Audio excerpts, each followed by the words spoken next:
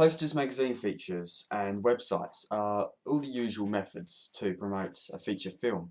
But what is also interesting, and what I've seen from a few feature films, is the different methods of advertising used, such as using social network sites, and even just doing public stunts. I've decided to research a whole range of these and put it into video format and pictures as well, whilst giving a certain analysis to see what I could do with Suit. How come nobody's ever tried to be a superhero? Any ordinary person Leave him alone! can be a superhero. Who are you? I'm Kick-Ass. Costume vigilante has become an internet phenomenon. But you'll need a little help. Who are you? I'm Hit Girl. And that's Fake Daddy. Get ready to kick ass. Kick-Ass. Red Mist. Oh, that kind of hurt. That was a TV spot for Kick-Ass. I think there was about 4 or 5 on TV, though because of the violence and such, I think it was made probably after Watershed.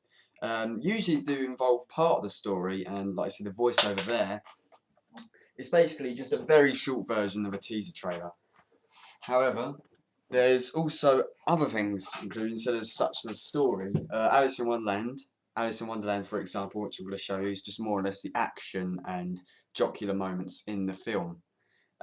Also, another good thing to note is that TV spots sometimes also included in the Super Bowl or specific times, such as promoting particular programs.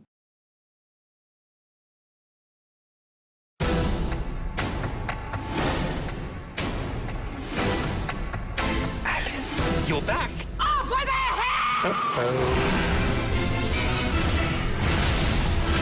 You're late for tea. Rated PG.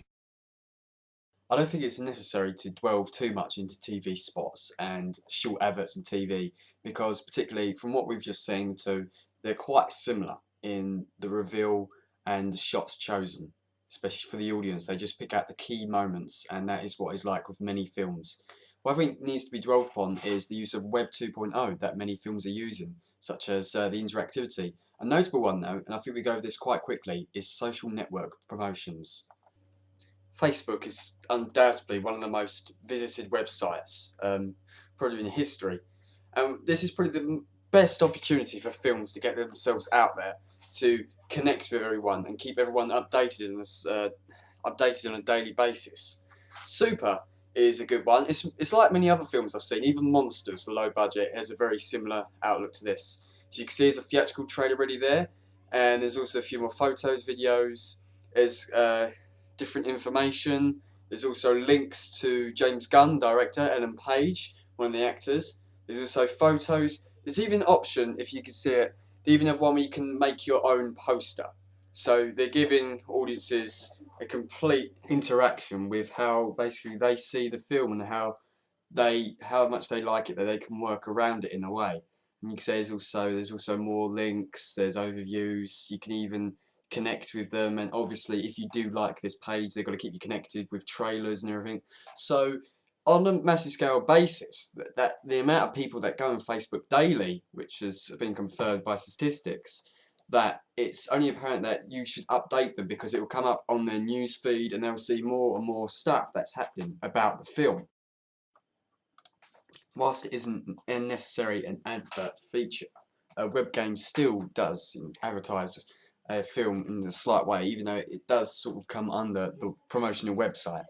Anyway, games especially have become quite a novelty for films. There's been a lot of films, mainly Spider-Man, mainly a lot of superhero films, where video games have come out, and sometimes they follow the story, or they go completely against it. The Incredibles kept a lot of cutscenes, so it sort of ties in. While there's also just small flash games, like the one we're showing here with the Kick-Ass, which is just a simple game where you have to jump over a roof. I mean, it's all connected with the film, and better still, it actually lets people communicate with each other and actually post each other's scores, such as the leaderboard, and you can even navigate around and talk to other users. The forum's good, everything works well there. However, though it seems that this is a Knivel tool, it is apparent though it's quite restrictive in a way that, as I say, it doesn't necessarily leave a mark, that people can't leave their mark on the film, they can't make their own suggestions. It doesn't go exactly by Illich or Morris's view, which considered self-enrichment and basically a whole world view where everyone gets their own say. Instead, it keeps it rather simple, and it's, like I said, it's more or less just a novelty, but it's still a good way to advertise. Other types of advertising is mainly just videos and posters. You usually get posters usually get put on buses or bus stops, public areas mainly. Whereas videos get posted all across the internet.